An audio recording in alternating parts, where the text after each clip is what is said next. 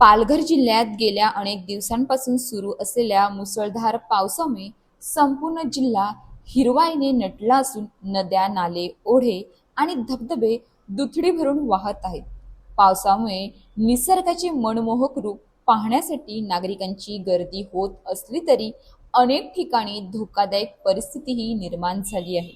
याच पार्श्वभूमीवर पालघर तालुक्यातील मासवण परिसरातील सूर्या नदी मोठ्या वेगाने आणि दुथडी भरून वाहत असल्याचे चित्र पाहायला मिळत आहे. नदीच्या प्रवाहात मोठ्या प्रमाणात पाणी वाहत असून परिसरातील निसर्ग सौंदर्य अधिकच खुलून दिसत आहे. या विहंगमय दृश्याचे ड्रोन कॅमेऱ्याच्या साहाय्याने चित्रीकरण करण्यात आले असून आकाशातून दिसणारे सूर्या नदीचे विस्तीर्ण पात्र आणि आजूबाजूचा हिरवागार परिसर सर्वांचे लक्ष वेधून घेत आहे. मात्र नदीचे हे सौंदर्य जितके आकर्षक आहे तितकेच ते धोकादायक आहे.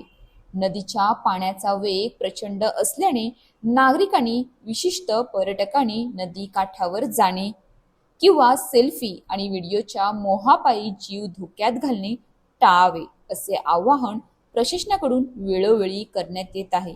निसर्गाचा आनंद जरूर घ्या, पण सुरक्षिततेला प्राधान्य द्या.